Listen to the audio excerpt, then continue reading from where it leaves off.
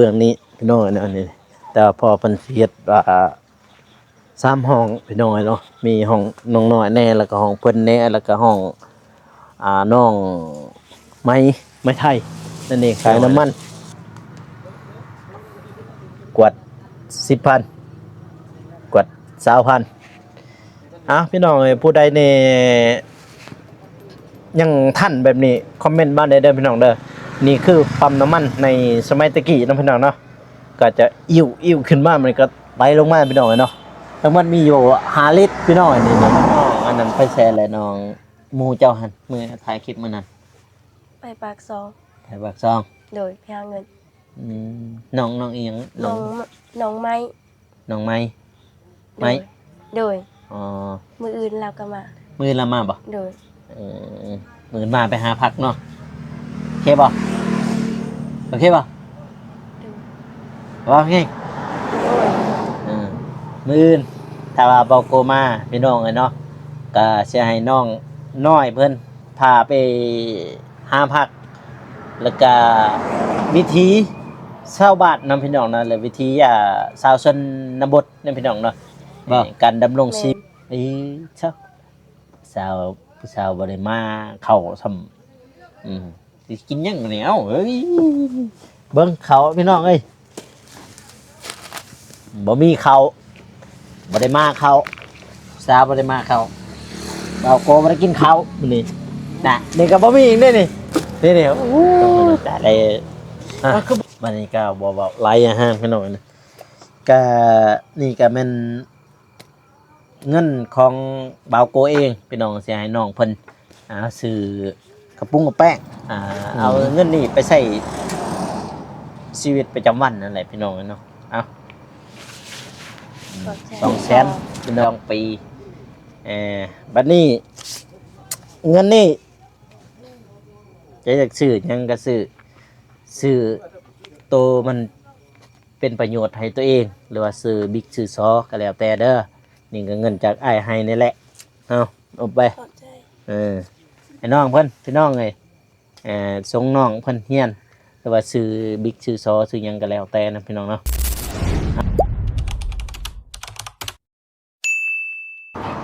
ปาโถพี่น้องเอ้ยเนาะ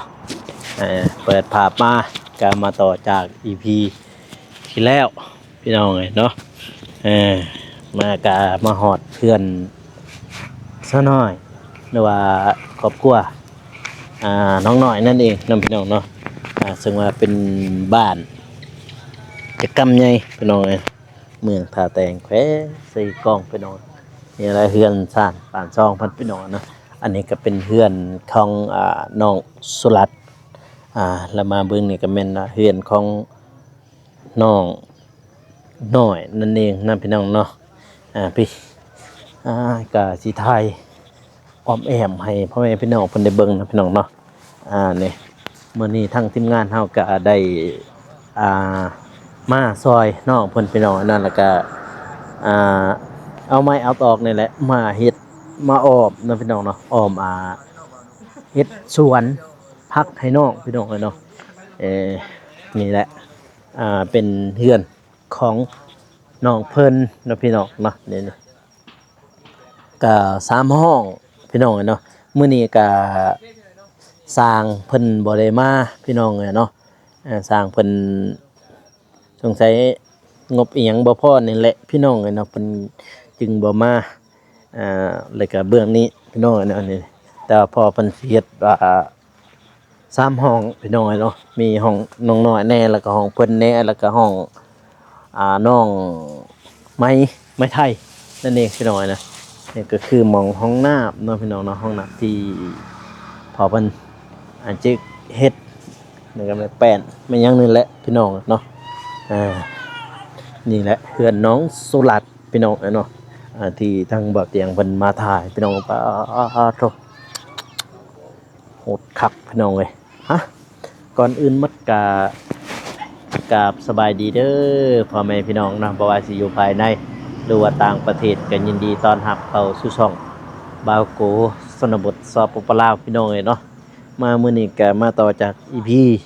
ที่แล้วพี่น้องเอ้ยเนาะก็อัปเดตบ้าน ซ้อน้อยให้เบิ่งพี่น้องเนาะทางผู้ใหญ่เพิ่นก็ว่าไปหาน้องน้อยแน่คิดฮอดอ่าหรือว่ามาถ่ายถ้ำนั่นพี่น้องเนาะมาอัปเดตข่าวสารให้ทางพ่อแม่พี่น้องเพิ่นได้เบิ่งแน่พี่น้องเอ้ยเนาะว่าเฮ็ดฮอดไสแล้วเฮือนซ่านบ้านช่องของเพิ่นพี่น้องก็เป็นนารู้ต้นแฮงเนาะพี่น้องเนาะสาวน้อยเพิ่นทางครอบครัวเพิ่นพี่น้องเอ้ยเนาะก็คือตอนนี้เพิ่นยังสร้างบ้านนั่นแหละพี่น้องเอ้ยเนาะก็ยังบ่ทันได้ไปฮอดไสดอกพี่น้องนะเพราะว่าเรื่องงบเรื่องหยังก็บ่มีพี่น้องทางเบาโกก็เป็นกำลังใจให้น้องเพิ่นพี่น้องเอ้ยเนาะอ่าเพราะช่วงนี้ก็ลำบากพี่น้องอะเนาะก็คือยากการไปรับจ้างพี่น้องอะเนาะเพราะว่า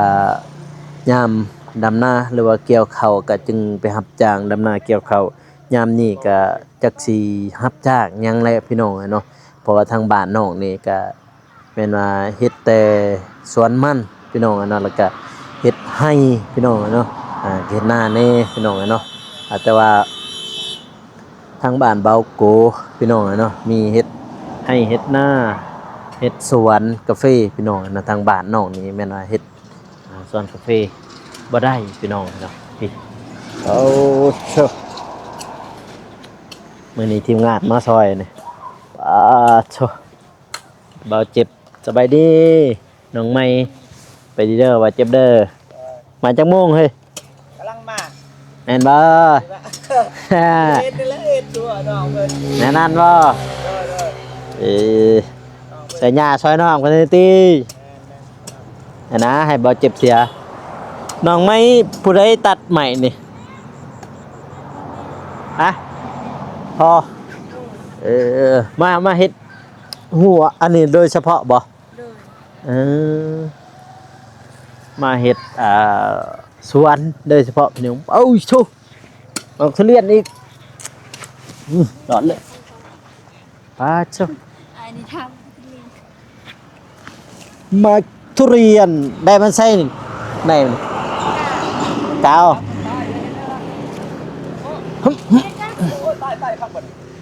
หรือว่าตายดอกเสียเฮานี่นะเฮานี่อยู่สวนทุเรียนปลูกทุเรียนบ่ตายดอกเป็นน่าจะแม่นทุเรียนผืนบ้านท่านนี่แหละพี่น้องเอ้ยเนาะเบิ่งจากลำต้นแต่ว่านี่บ่ได้กล้าหยังเด้มีแต่กล้าแบบว่าใส่เม็ดปลูกเลยพี่น้องเอ้ยก็มืดค่ำแท้พี่น้องเอ้ยเนาะบ่เจ็บเพิ่นไอ้น้องมันเสียหยะต่อพักผ่อนคนดุพักผ่อนก่อนมีหลายอย่างพี่น้องที่เพิ่นปลูกนี่อ้อมแอมนี่มื้อนี้ก็ทางทีมงานเฮามาอันนี้แหละมาเฮ็ดสวนให้น้องเพิ่นนะพี่น้องเนาะมาทางนี่บาดนี่พี่น้องไอ้มาฮะน้องเพิ่นสบายดีเด้อบ่าวนุ่งให้ถ่ายคลิปบ่าวมิกมาแล้วถ่ายก่อนก็ได้โอเคเดี๋ยวอัปเดตอ้อมๆพี่น้องเอ้ยเนาะอ้อมๆเพื่อนเพิ่นแต่ว่าน้องก็ติดแคมทางนั่นแหละพี่น้องเอ้ยนี่นี่แม่นว่าห้านพ่อเพิ่นที่ว่าแปลงรถนั่นเองหรือว่าแปลงมอไซค์นี่ก็เป็นร้านค้าเล็กๆน้อยๆพี่น้องเอ้ยขายน้ำมันกวด 10,000 กวด 20,000พี่น้องเอ้ยผู้ใดเนี่ยยังทันแบบนี้คอมเมนต์มาได้เด้อพี่น้องเด้อนี่คือปั๊มน้ำมันในสมัยตะกี้นะพี่น้องเนาะก็จะอิ่วขึ้นมามันก็ไหลลงมาพี่น้องเนาะน้ำมันมีอยู่5 ลิตรพี่น้องนี่5 ลิตรสมัยตะกี้พี่น้องเอ้ยน่าจะแม่นโดนเติบน้องแบบนี้ลงไปก็แม่นว่าจุนลาปีประมาณนั้นพี่น้องไอ้เนาะนี่อะไรเฮือนซ่านบ้านช่องของน้องเนาะพี่น้องเนาะน้อง น้องทิพย์ได้หรอทิพย์ยังเลยตื่นมัดรถบีบากนี่ก็ได้เยอะคนเลยสบายดีนะไหมนบไป สวัสดี เอ้ยชิมนี่แหละน้องสาวลาของน้องน้อยเป็นน้องลาเอาถือกล่องไหนไปนี่นี่เป็นพี่น้องเลยย่อขึ้นอีกชิมเฮ้ยติดไหมเป็นบ่นี่บ่เด้อนี่บ่จังซี่นี่บ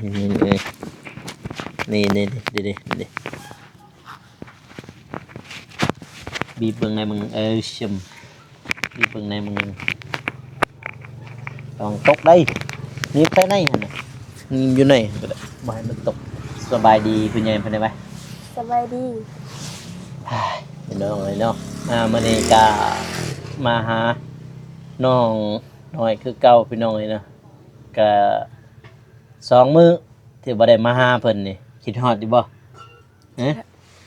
คิดฮอด คิดฮอดแม่นว่า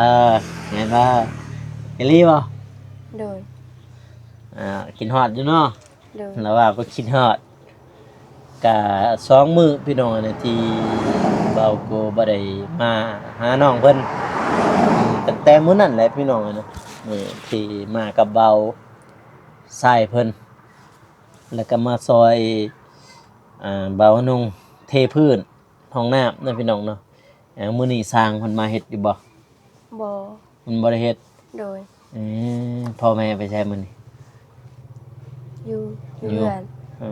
เพื่อนพ่อแม่ก็บ่ได้ไปรับจ้างอิหยังบ่ช่วงนี้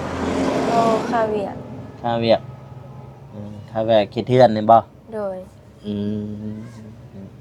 พี่น้องเอ้ยแต่ว่าสร้างเพิ่นก็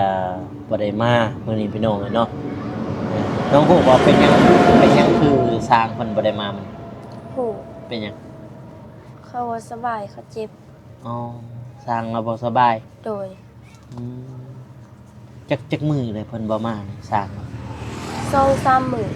2-3มื้อ โดย อ๋อตั้งแต่ข่อยมามื้อนั้นเพิ่นบ่แม่นบ่ แม่น มื้อนี้ก็บ่ได้มาพี่น้องเลยบ่ได้ไปเบิ่งสร้างเพิ่นอยู่นี่เด้อว่าอยู่ชลานี่บ่ แม่น น้องฮู้บ่เฮือนเพิ่น หู เพิ่นมีลูกจักคนหลานจักคนลูกฮู้บ่ บ่ บ่ฮู้ โด เอา ย บ่ได้สนิทกันบ่กับเพิ่นมีแต่พ่อจะบ่สนิท แม่น เออบ่ได้ไปเยี่ยมไปยามเพิ่นพี่น้องเอ้ยเพราะว่าเพื่อนน้องน้อยเนาะพี่น้องเนาะตั้งแต่เพิ่นย่อเพิ่นแหละแต่ว่าเพิ่นคือกันบ่กบเสากบหยังนี่ แม่น อ๋อก็คือ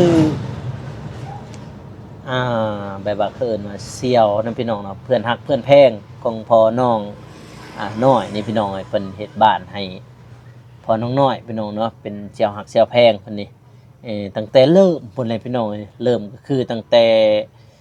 กบไม้ตั้งแต่บากเสาบากหยังพุ่นเลยพี่น้องฮอดตั้งฮอดซุมื้อนี้นี่ก็ทีมงานก็ยังบ่ทันมีไผไปถ่ายคลิปหรือว่าไปอัปเดตแนะนำให้พ่อแม่พี่น้องเพิ่นรู้จักนะพี่น้องเนาะเป็นหยังคือจึงช่วยกันนะพี่น้องเนาะก็อยากฮู้ลึกๆในใจเลยพี่น้องเนาะก็คือเฮือนหลังนี้เนาะพี่น้องนะที่บ่าวโก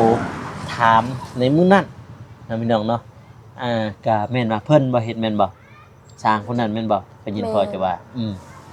ก็คือว่าแม่นว่าสร้างผู้เดียวกันนั่นแหละพี่น้องเนาะเฮ็ดเฮือนหรือว่าเฮ็ดบ้านให้พอน้องน้อยพี่น้องเนาะว้าโถพี่เบิ่งนี่บอกเครื่องหอยจังซี่เลยพี่น้องเอ้ยนี่ข้าวเป่าเตียงมันซื้อในมื้อนั้นแม่ยังใช่แม่จ้ะ อยู่ลุม ในลม โดย ว่าอยู่เทิงบ่ได้อยู่เทิงติ บ่ แล้วว่าอยู่เทิงพี่น้องเอ้ยเพื่อนช่องสัตว์หนาวอยู่บ่ช่วงนี้ หนาว ยิ้มอีช่างยิ้มอีไฟนี่เห็นเลยยิ้มเลยก็ประมาณนั้นพี่น้องเนาะมื้อนี้ก็มากับเบานุ่งคือเก่าพี่น้องเนี่ยมาแต่บ้าน บ่าวนงก็เลยลงมาเลยมาทางนี้นี่ทางทีมงานก็บ่าวจิบบ่าวผู้วงเพิ่นก็มาคือกันพี่น้องมาอัปเดตเฮ็ดสวนมองปลูกผักพี่น้องอันหมูจะจักโตหมูจะ ตัวเดียว หมูเลี้ยงตัวเดียว โดย ตัวแม่เลยตัวผู้ ตัวแม่ ตัวแม่เลี้ยงจักปีแล้ว 2 ปี โอ้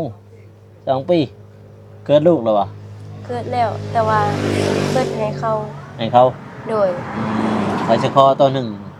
ของไผเบิ่งเขตไปเห็นในอยู่หั่น ของน้องสุรัตน์ แม่นบ่ โดย ขอปั่นเอาก่อนนี่อยากได้เลี้ยงอยากได้หมูไปเรียกนี่ยังเมื่อกี้เขาเห็นพี่น้องเลยวังแรกนี่แหละเห็นอู้ตัวเองว่าจะมาสะอ่อนแท้ลูกหมูนซื้อตีเกาะเฮานี่ ให้น้องทิพย์พระสุดาแม่นบ่ โดย ซื้อพอสิซื้อทิพย์ก่อนไปแล้วเนาะแล้วก็น้องน้อยน้องทิพย์พระสุดาจักปีลืม 12 2 โดย นี่13 โดย อันนั้น14 15 โดย ไล่กันแท้พี่น้องไงพี่น้องเนาะก็คือในเมื่อนั้นเนาะพี่น้องเนาะที่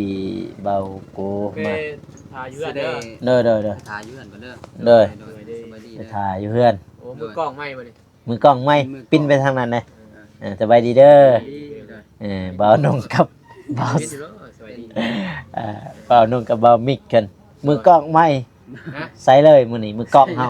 มือกล้องไหม้ด้วยเนาะ มือกล้องไม่ ตะกี้นี่เล่น จ้างพี่ ฮะ เล่นน้ำจนเมื่อย แม่นบ่ เล่นบ่เล่นของผมน้ำจนเมื่อยในบ่ยานเด้ เน่ยเน่ย สิได้ทาอยู่เพื่อนเด้อ เด้อโอเค โอเคไปปะเบาโกดีซะ ปะเฮาแล้วบัดนี้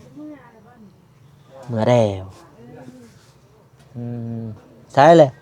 อันนั้นเอิ้นแม่จะมึงขึ้นมามึง เอิ้นมึง แม่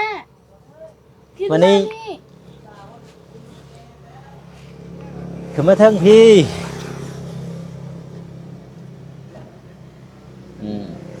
เดี๋ยวเราวางบ่ วางหม้อ วางบ่ปิ่นกอกไปเนี่ยสบายดีเด้อเห็นนานแล้วติปิ่นไปอีกเห็นอยู่บ่สบายดีเด้อ สบายดี เฮ้ยชิมเฮ็ดอีช่างวางอยู่บ่คันบ่วางกะยาว างอยู่บ่ วางหม้อ คุณวางหรือไม่ติ บ่ กะยามีแต่ทายกับน้องน้อยเพิ่นก็ได้พี่น้องเลยเนาะมื้ออื่นน้องไปใส่มื้ออื่น อยู่เฮือน เฮือน โดย น้องอันนั้นไปแซ่เลยน้องหมู่เจ้าหันมื้อถ่ายคลิปมื้อนั้น ไปปากซอง ถ่ายปากซอง โดยไปหาเงิน น้องอีหยัง น้องน้องไม้ น้องไม้ไม้ โดย อ๋อ มืออื่นเราก็มา มื้อละมาบ่ โดย มื้อมาไปหาผักเนาะโอเคบ่โอเคบ่ โดย ว่าไง โดย มื้ออื่นถ้าว่าเบาโกมาพี่น้องเอ้ยเนาะก็สิให้น้องน้อยเพิ่นพาไปหาผัก แล้วก็วิธีชาวบ้านนำพี่น้องนะและวิธีชาวชนบทนำพี่น้องเนาะการดำรงชีวิตในเขตชนบทแบบใดก็สิทายให้พ่อแม่พี่น้องเพิ่นได้เบิ่งบางครูบางคนก็บ่ฮู้เด้การดำรงชีวิตทางนี่พี่น้องเอ้ยเนาะทางชนเผ่าแต่ว่าพวกน้องก็ชนเผ่าแล้วเนาะเว้าภาษาอยู่บ่ บ่ บ่ได้เว้าบ่ บ่เป็นเว้า บ่เป็นเว้า เลยเป็น แบบ แต่ แม่ เว้าภาษาลาว แม่จะเว้าเป็นบ่ แม่เราเป็น เป็น โดย พ่อก็เป็น บ่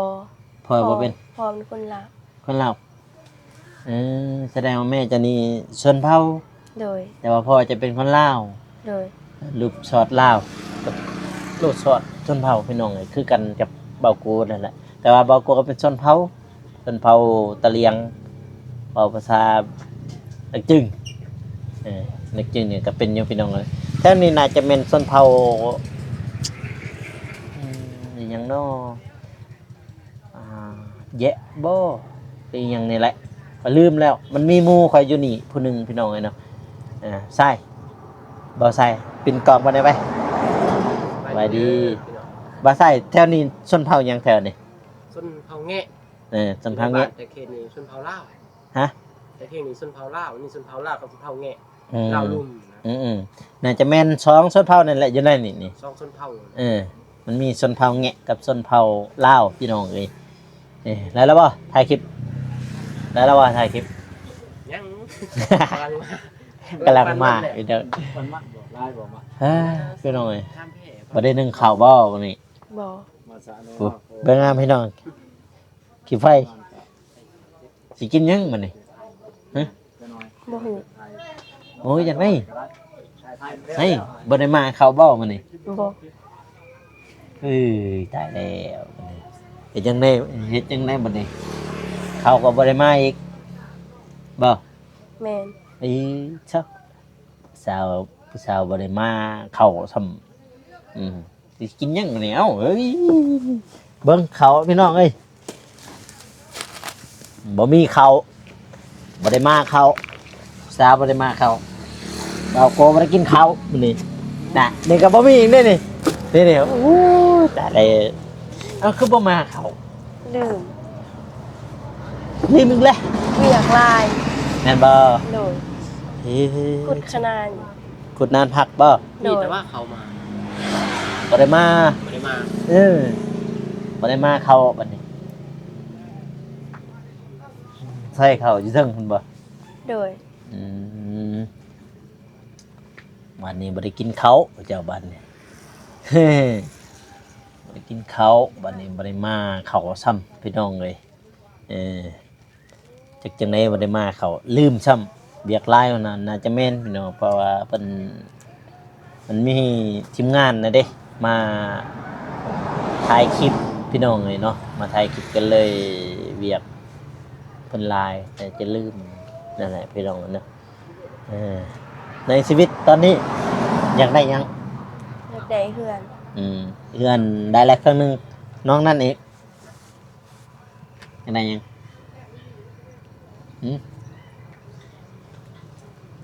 อยากได้หยัง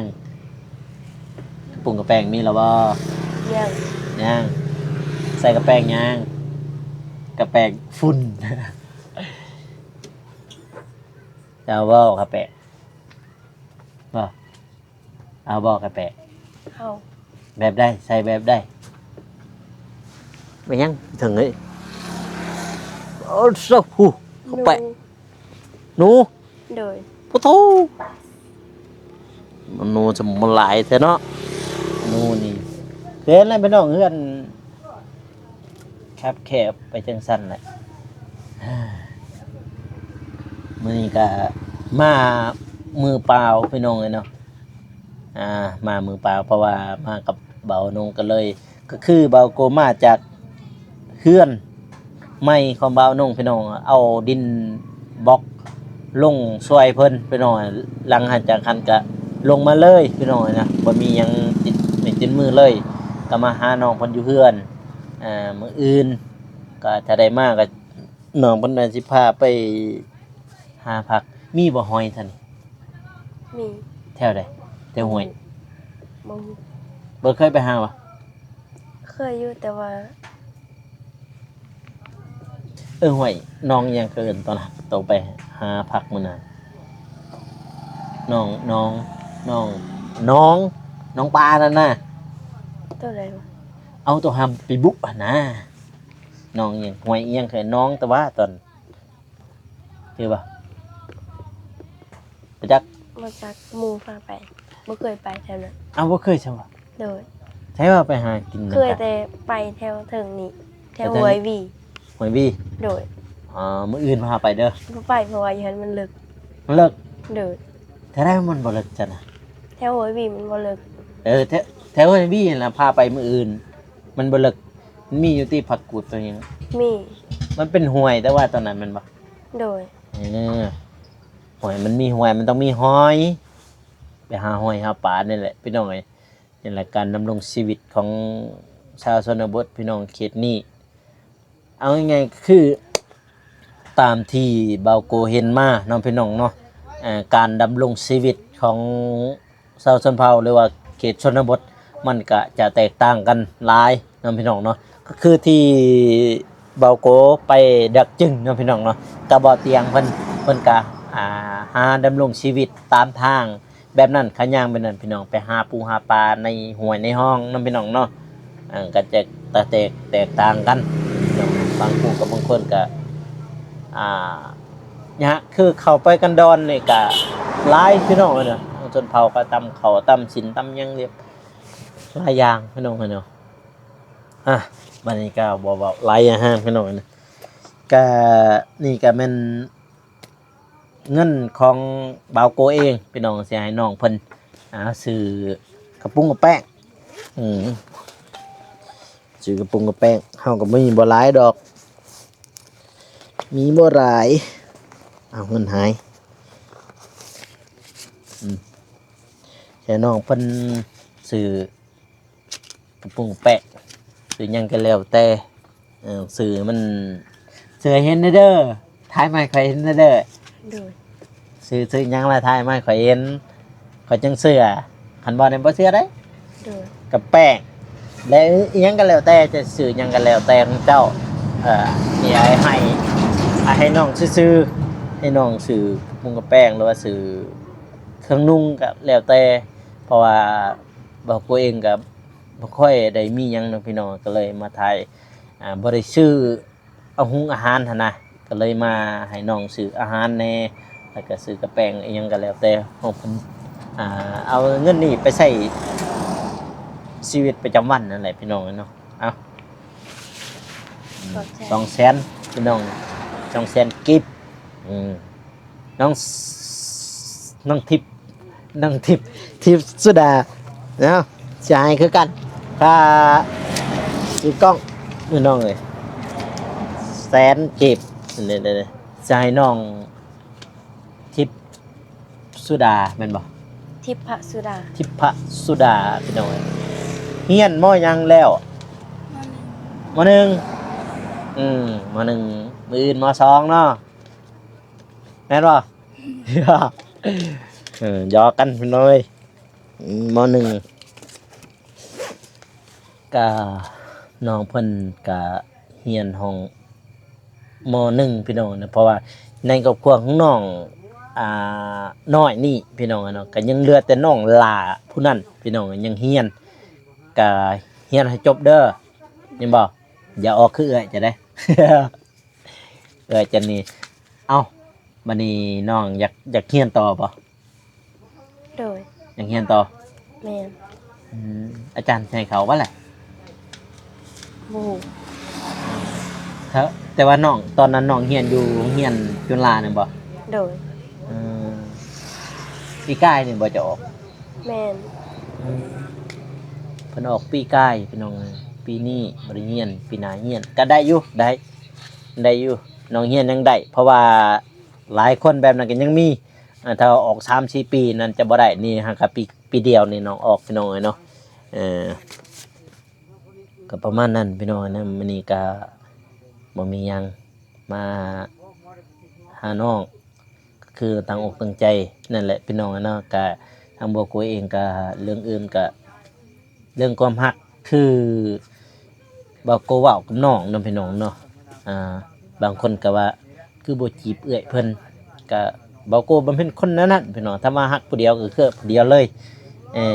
ก็คือบัวโกกับน้องเพิ่นยังเป็นอ้ายน้อง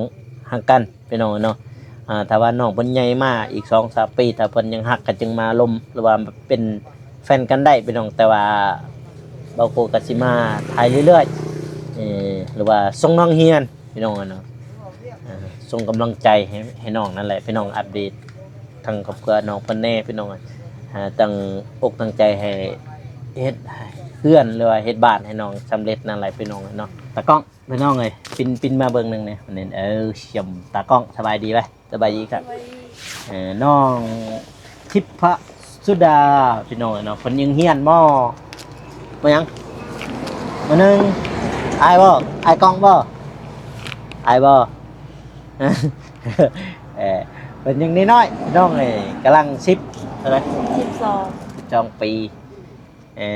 บัดนี้เงินนี่จะอยากซื้อหยังก็ซื้อโตมัน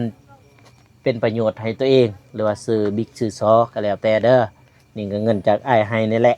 เอาไป ขอบใจ ให้น้องเพิ่นพี่น้องเลยส่งน้องเพิ่นเฮียนหรือว่าซื้อบิ๊กซื้อซอซื้อหยังก็แล้วแต่นะพี่น้องเนาะเอาเห็นยำมันนี้ไหมน้องน้อยเห็นบ่ยำมันนี้ให้มันเห็นเบิดเห็นบ่ถอยไปก็ได้ใส่ถอยไปอีกบัดนึงมันบ่เห็นนี่ยำมันนี้ที่อย่าอายมาอย่ามาหาอายนี่มาไว้อย่าอายมา เขาโลด อย่ามานี้อายอย่างจำเอาซื่อๆบ้างกะกองฮะกะจะเห็นอยู่บ่น้องน่าจะเห็นอยู่หรอกนบไปนบเบิดบัดนี้กะทางบ่กูกะอวยพรให้ผู้ใหญ่ทุกท่านผู้เบิ่งอยู่นี่นะพี่น้องเนาะก็อย่าลืมฝากกดไลค์กดติดตามเพื่อเป็นกำลังใจให้บ่กูเฮ็ดคลิปต่อๆไปนะพี่น้องเนาะกะอวยพรให้ผู้ใหญ่ทุกท่านจงมีแต่ความสุขความเจริญเนาะปรารถนาสิ่งใดก็ขอให้ได้สิ่งนั้นให้ได้ดังสมปรารถนาหรือว่าเฮ็ดธุรกิจอันใดก็ให้จงสมผลสำเร็จหน้าที่การงานไปใส่มาใส่ไปฮอดจอดให้ถึงให้มีแต่คนรักคนหอมคนรักคนแพงสาธุพี่น้องเนาะบัดนี้เบาโกเขาสิจบคลิปเด้อผมนี่พี่น้องนะจะเริ่มฝากกดไลค์กดติดตามเด้อพี่น้องเนาะสำหรับคลิปนี้ขอกล่าวคำว่าสบายดีพี่น้องแล้วเจอกันอีกทีหน้าหรือว่าคลิปต่อๆไปเนาะพี่น้องเนาะบ๊ายบายหน่อยบ๊ายบาย